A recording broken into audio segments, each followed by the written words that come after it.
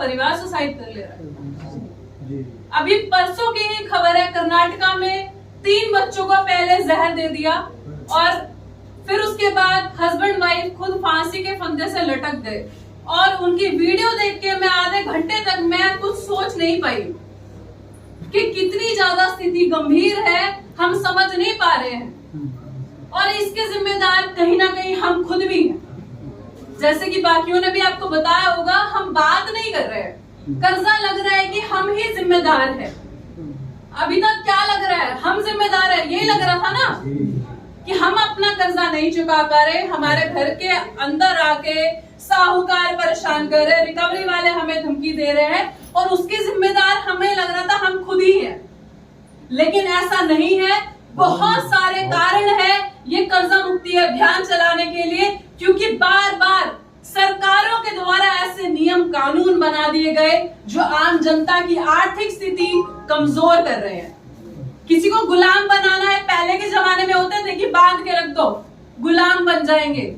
लेकिन अब गुलाम बनाने के लिए कुछ बांधना नहीं पड़ेगा, सिस्टम से गुलाम बना देंगे, आपको इतना ज्यादा कमजोर कर देंगे कि आपको उन पे निर्भर हो जाना पड़ेगा। 80 करोड़ जनता 5 किलो अनाज पे आ गई है, सरकार ने बताया ना जी। तो ऐसे ही थोड़ी आ गई है, सिस्टम से धीरे धीरे धीरे धीरे करते हुए इस तरह से किया गया। गुरुजी ने बार बार तो बताया ही है, नोटबंदी हमने नहीं लगाई, जीएसटी हमने नहीं लगाया, लॉकडाउन हमने नहीं लगाया, और भी बहुत सारी चीजें हैं। आपको पता है ना, महिलाओं का ग्रुप लोन होता है, पूरे देश में 10 करोड़ से ज्यादा की महिलाएं हैं जो इस ग्रुप लोन में हैं। और मैं आपको बताना चाहूंगी कानून के तरीके से किस तरह से लूट मचाई जाती है। जब ये ग्रुप लोन की स्कीम स्टार्ट करी गई थी, तब किस तरह से स्टार्ट करी गई थी, बोला गया था कि मैक्सिमम रेट ऑफ इंटरेस्ट कितना लगेगा, 26%।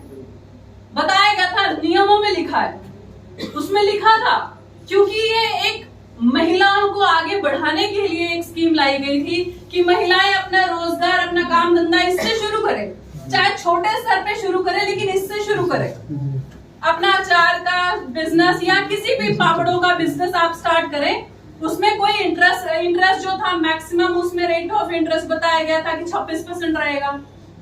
उसमें बोला गया था कोई पेनल्टी नहीं लगेगी, आपको 1 रुपए की पेनल्टी नहीं लगेगी अगर आपने किस्त डिले दी, मतलब आपने अगर किस्त देरी से दी, 1 रुपए की भी पेनल्टी नहीं लगेगी। वो समझ में आ रहा था कि हम क्या चाह रहे थे, सरकार चाह रही थी कि महिलाओं तक पैसे पहुंचे, महिलाएं कहीं ना कहीं उसको धीरे धीरे अपना काम धंधा शुरू करें। फिर क्या हुआ, फिर सरकार ने इस नियम को किस तरह से धीरे करते करते अब सरकार ने 2022 में नियम ला दिया। क्या नियम ला दिया कि जितने, जैसे बैंक लूट रहे हैं, जैसे एनबीएफसी लूट रहे हैं, एनबीएफसी को कोई डायरेक्शन नहीं है, एनबीएफसी आप पे 40% लगाए, एनबीएफसी 60% लगाए, आरबीआई का उसमें कोई दबाव नहीं है, कोई कंट्रोल नहीं है।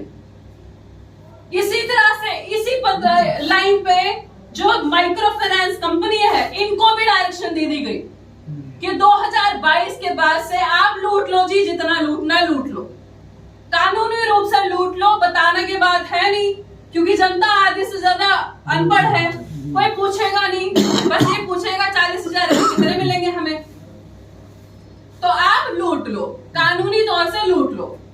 पेनल्टी का क्लॉज जो था कि पेनल्टी नहीं लगेगी, फिर वो क्लॉज हटा दिया गया। ऐसे ऐसे करके धीरे धीरे लोगों को शिकंजे में कसा जाता है, लोगों को तोड़ने का प्रयास किया जाता है, और आज आपको देश के हालात पता ही है। तो इसमें सबसे पहले समझना पड़ेगा हम जिम्मेदार नहीं है, और अगर हमारा पड़ोसी सुसाइड कर रहा है तो आज आप लोग सभी लोग जिम्मेदार हैं, क्योंकि आम लोग हम अपनी चर्चा नहीं कर रहे, हम बता नहीं रहे, एक दूसरे को गाइड